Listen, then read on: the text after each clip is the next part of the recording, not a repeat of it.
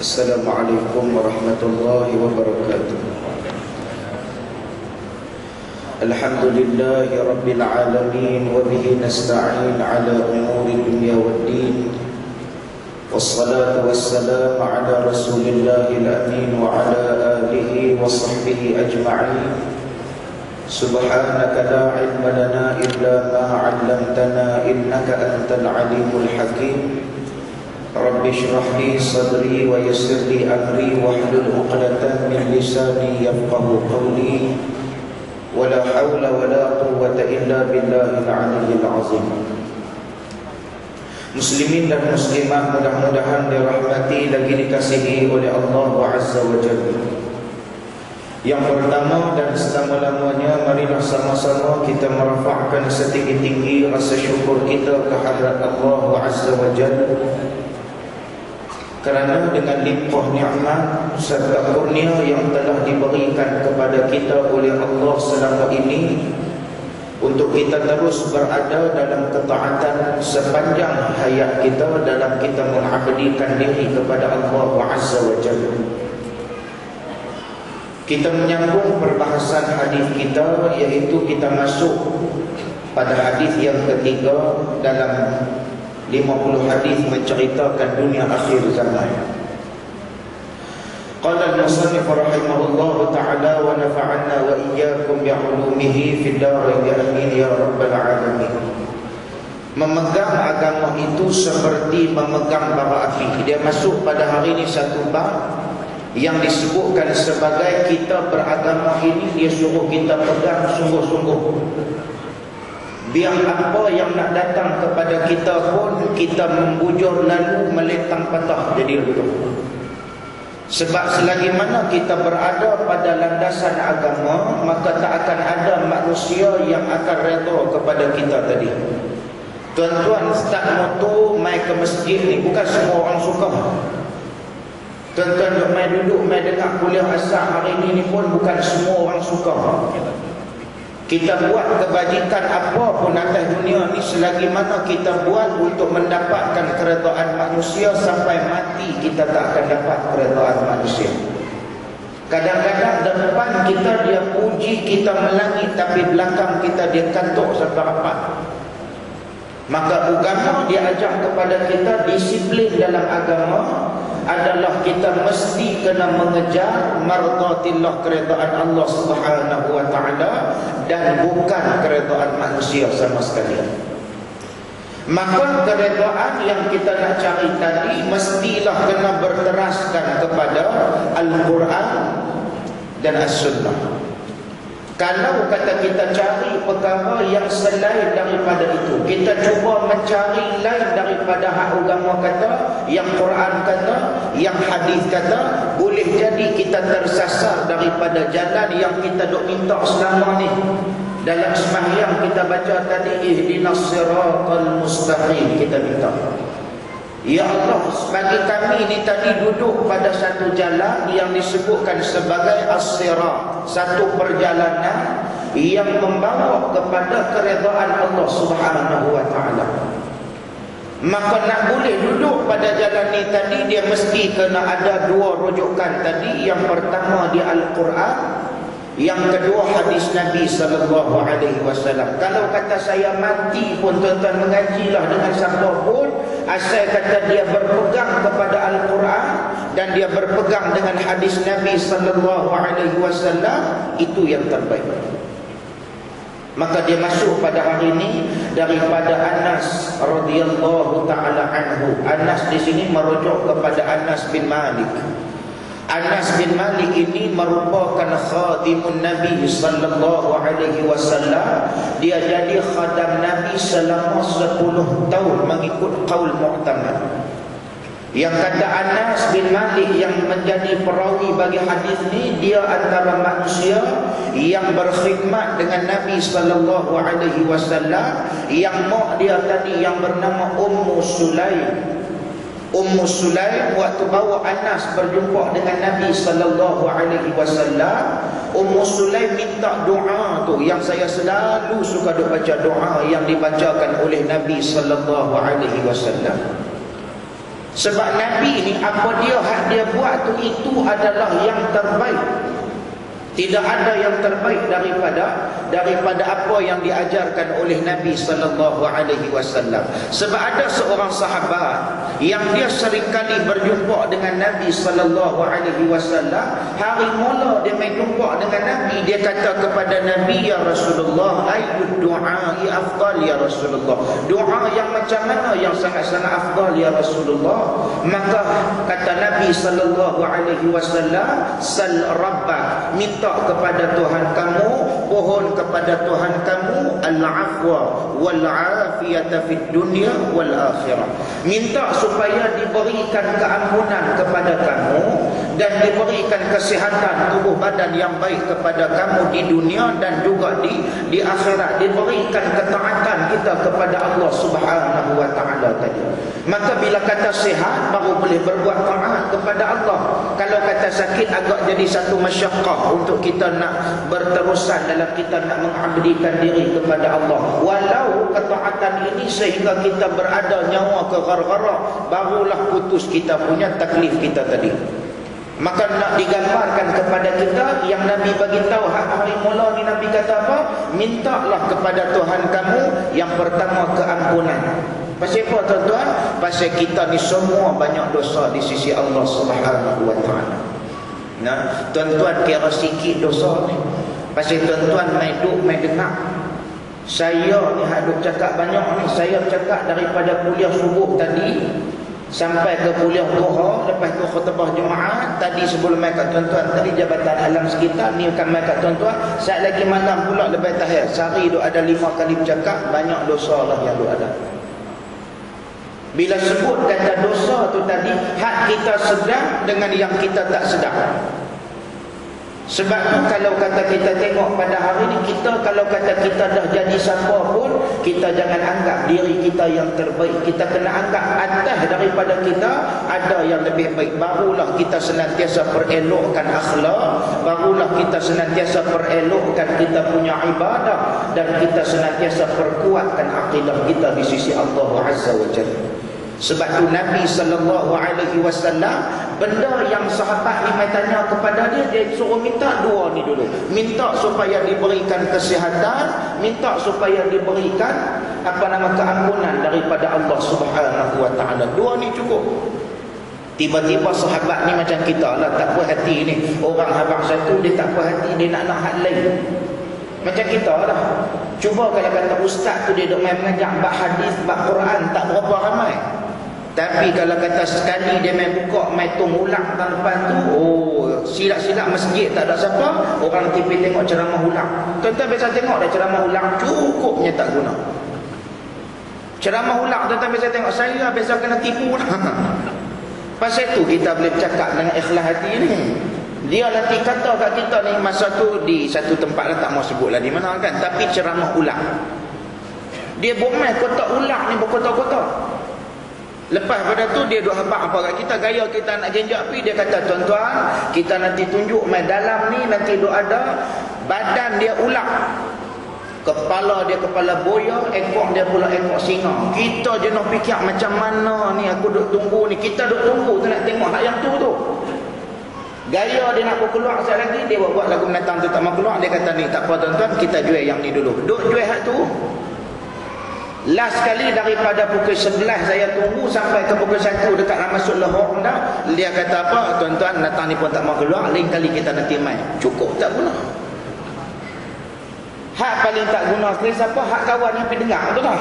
Dah tahu dah cerita tu muhung, duk dengar buat apa. Kan saya lepas pada tu tak pergi dengar dah cerita-cerita ni. Kita ni jenis kena dulu ni.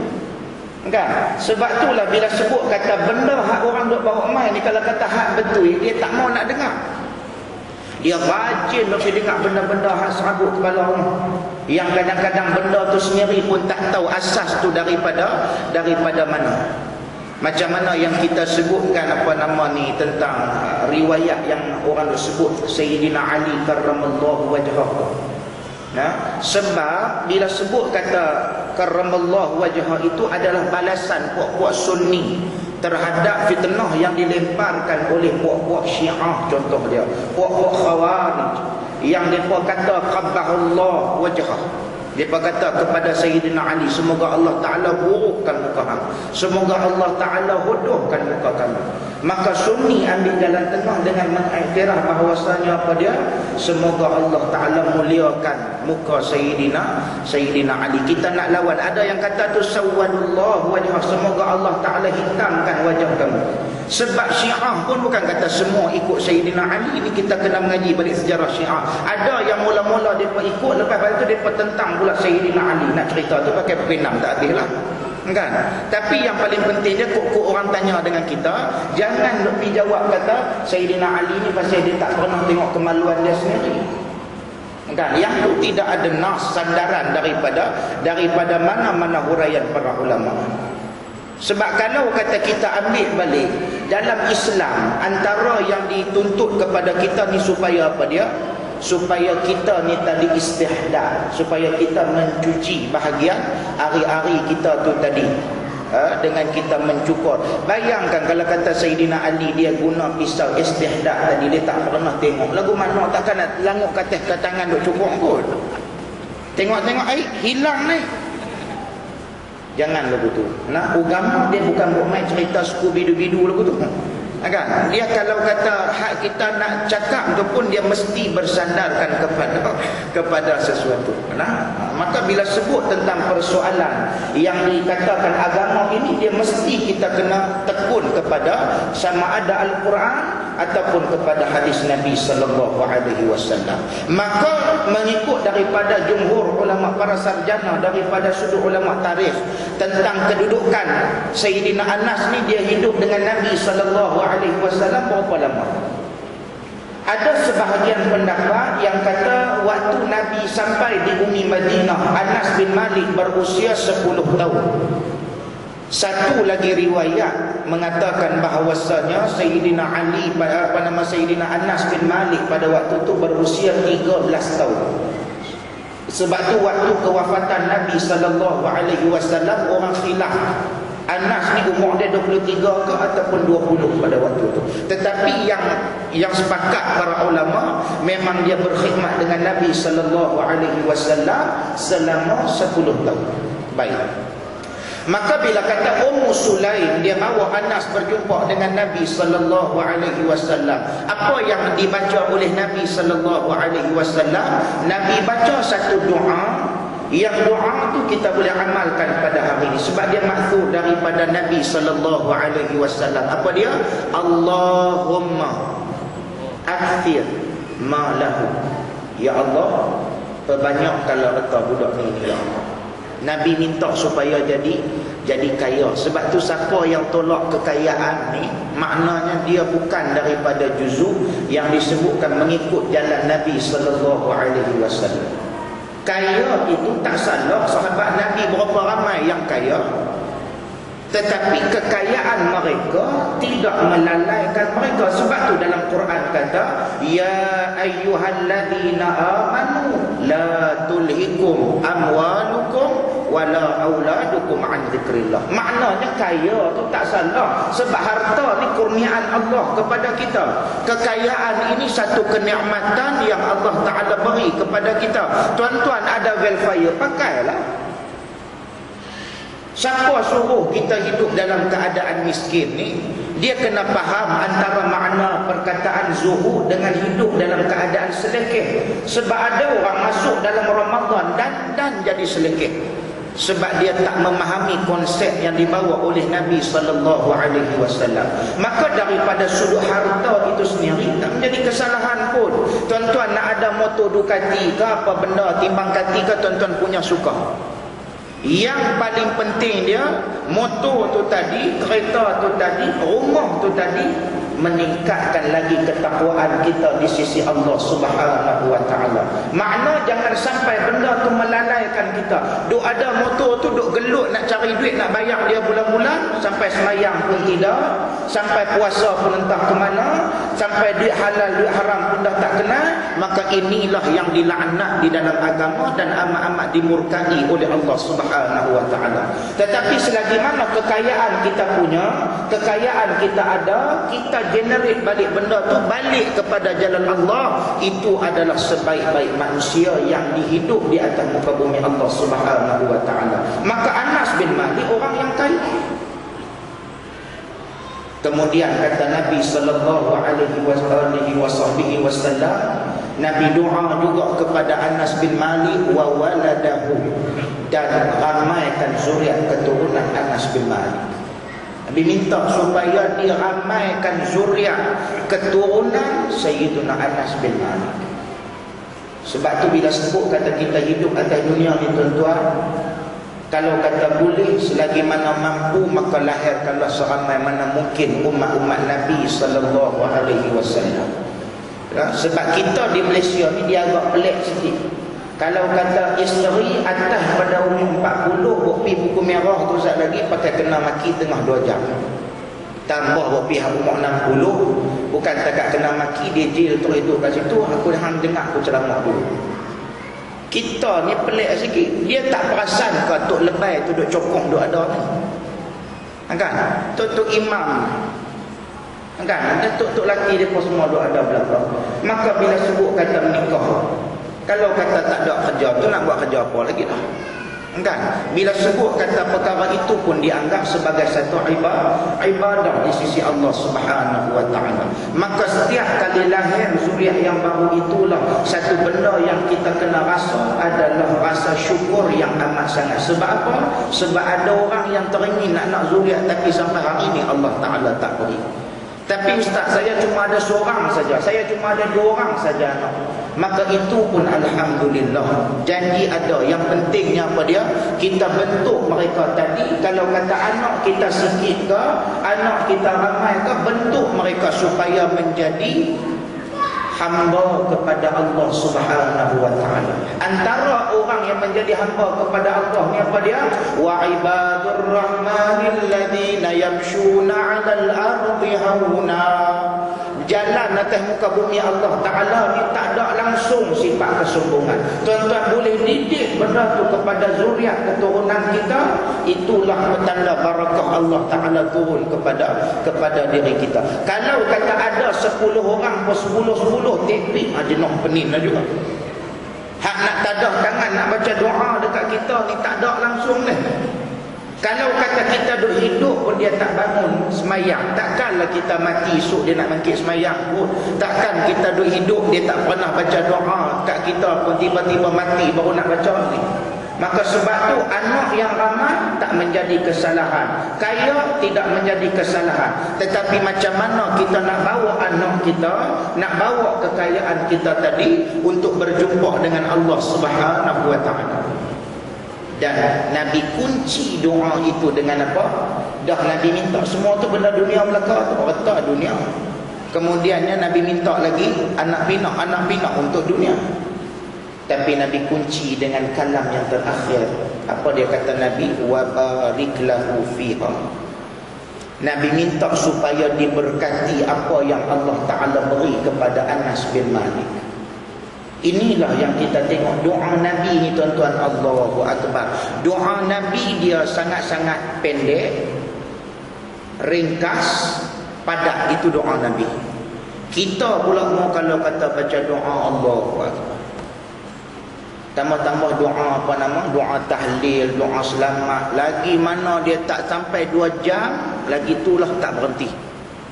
Makmum ni daripada tadah tangan betul, semangat ni nak tadah tangan ni. Last sekali lama sangat buh lah sikit. Last sekali lenguh tak berhenti juga hamba Allah ni pun dia buh tu kata apa hang nak bagi pun bagi, tak bagi pun sudah Tuhan. Aku tak larat dah, panjang sangat doa ni. Sebab doa kita ni dia heavy, dia groovy, itu doa kita. Dia tak macam doa baginda Nabi sallallahu alaihi wasallam. Tu saya kata tu balik terai ubah balik ikut Nabi sallallahu alaihi wasallam. Baik. Ya'ti 'alan nasi zamanun, kata Nabi sallallahu alaihi wasallam, as-sabiru fihim 'ala dinihi kal qabidi 'ala al-jamri. Atau kama qala Nabi sallallahu alaihi wasallam, hadis sahih riwayat daripada Imam Tirmizi. Baik, dia kata bahawasanya akan sampai ya'ti 'alan nasi zamanun, akan tiba kepada umat aku Akan tiba satu masa nanti, kata Nabi sallallahu alaihi wasallam, yang mana orang yang sabar. Sabar jenis lagu mana ni? Yakni dia sabar pada jalan agama Allah Subhanahu wa taala. Dia berpegang teguh dengan syariat Allah Subhanahu wa taala. Kita kena ingatlah, syariat ini diberi untuk mendisiplinkan kita, untuk melihat dalam kalangan ramai jutaan manusia yang ada ni tadi, berapa ramai manusia yang boleh melakukan liyabluwakum ayyukum ahsanu amala, amal yang paling saleh.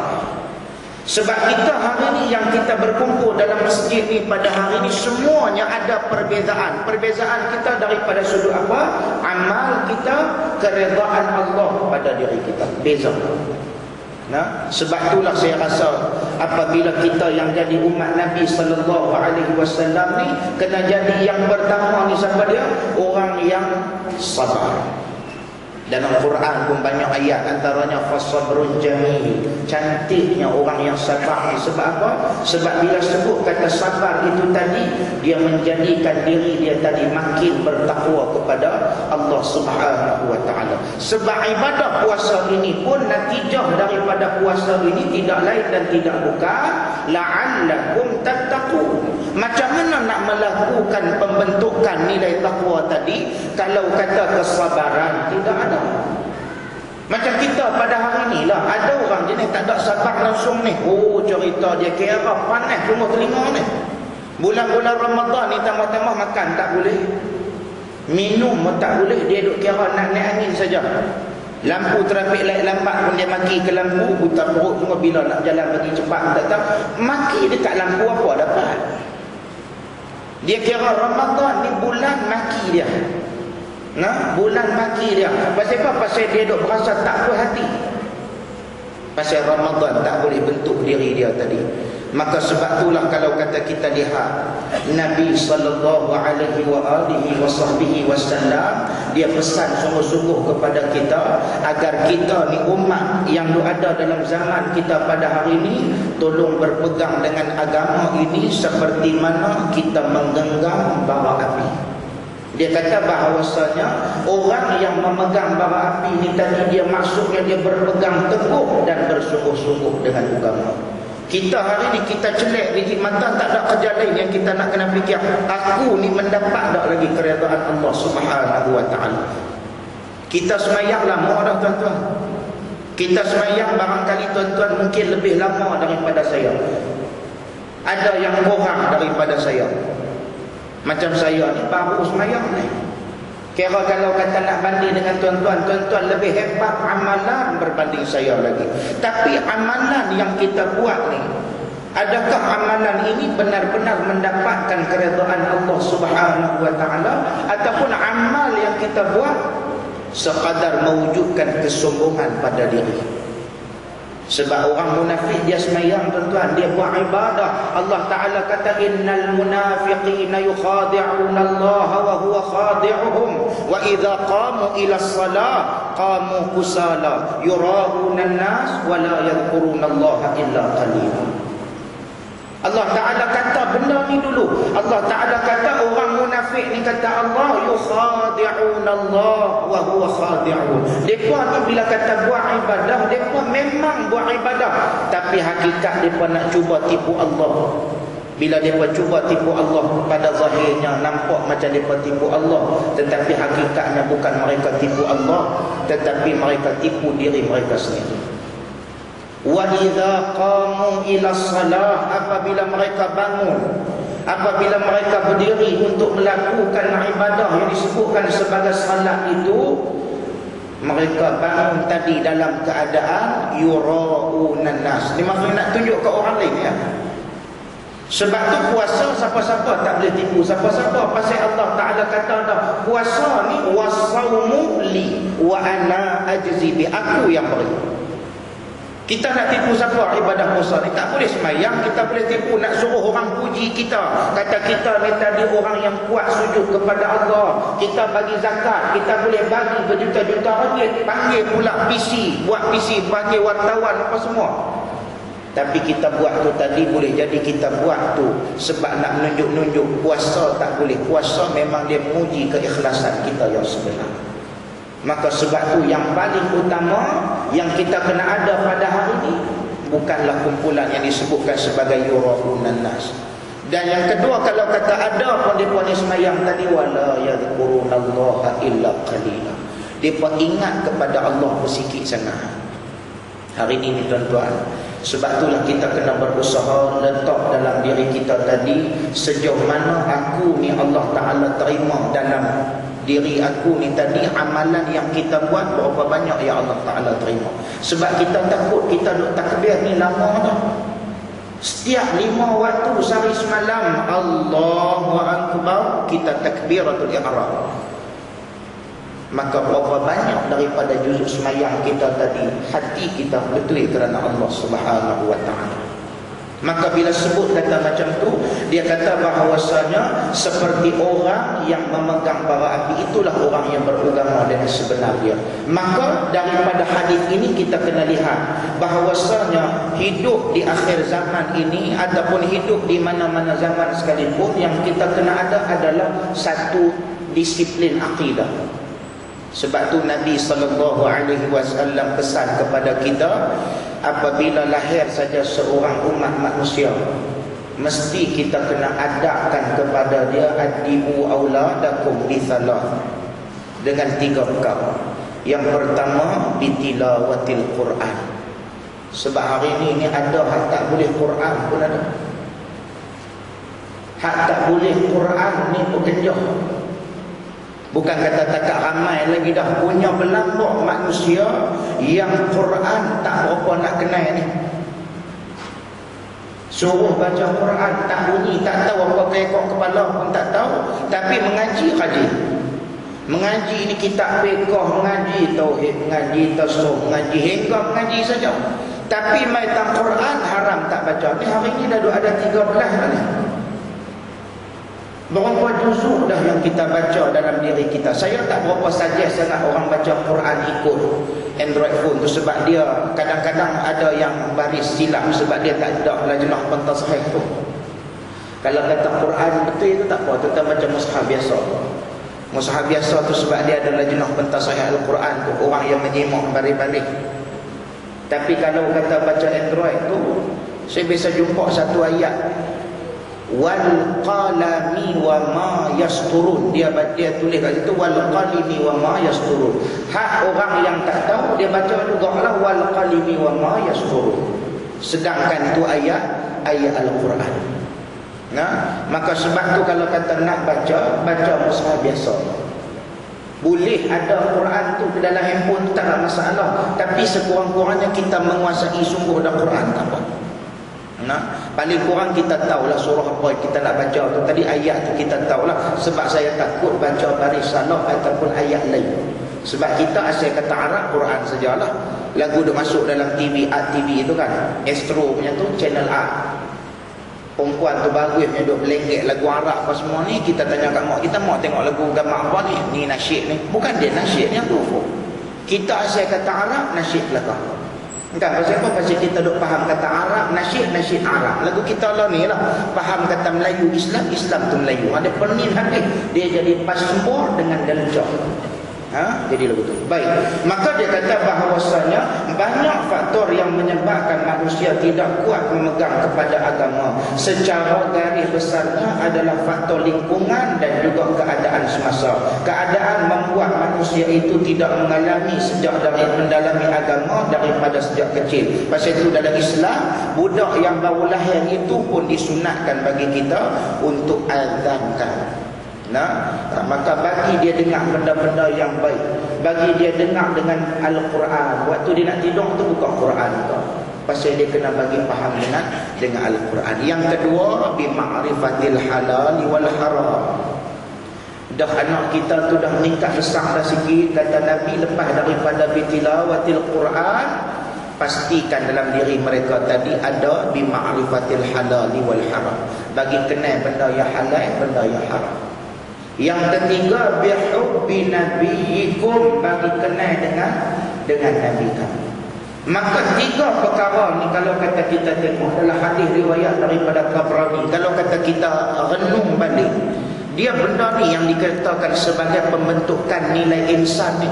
Sebab pernah disebutkan oleh Al-Imam Ibnu Abbas, Abdullah bin Abbas radhiyallahu anhuma, dia kata beza insan dengan nas tu yang itulah.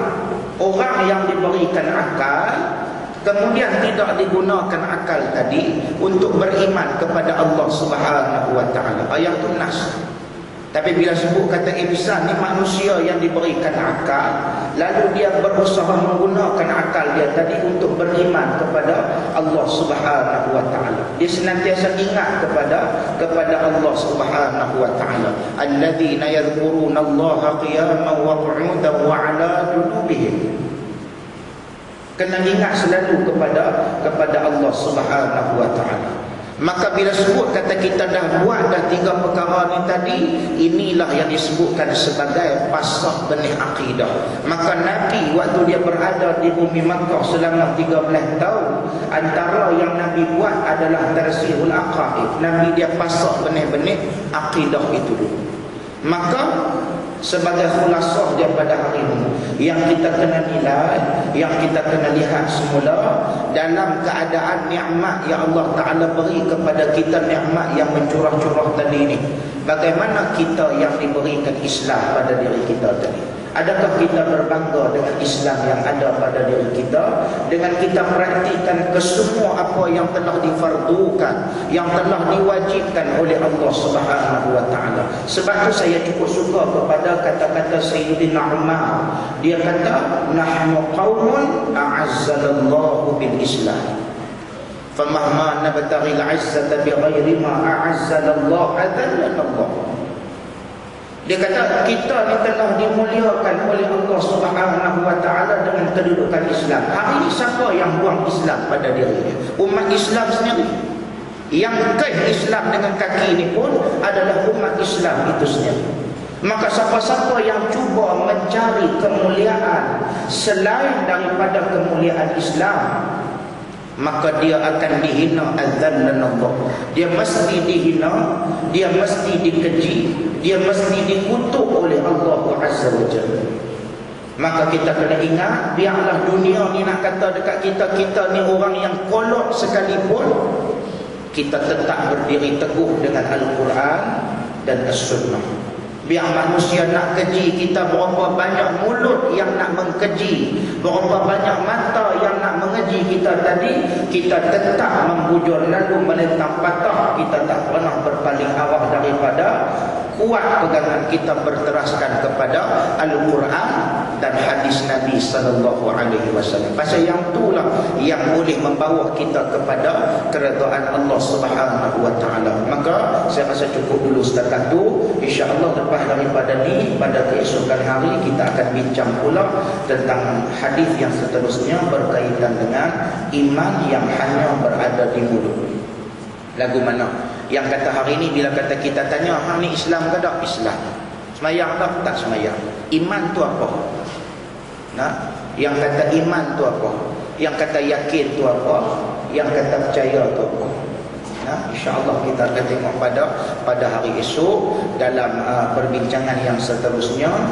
Di lidah dia beriman, di hatinya dia mula kufur kepada Allah Subhanahu wa taala. Adakah Islam dia diterima ataupun Islam dan sebaliknya? Maka kita akan bincang lagi insya-Allah. Sebab inilah situasi-situasi umat akhir zaman sebelum kita bertemu dengan Allah Subhanahu wa taala. Wallahu taala a'la wa a'lam. Saya minta ampun dan maaf anda kata ada terkasar bahasa, terlanjur bicara. Siru ala barakatillah. Wabillahi taufiq wal hidayah. Assalamualaikum warahmatullahi wabarakatuh.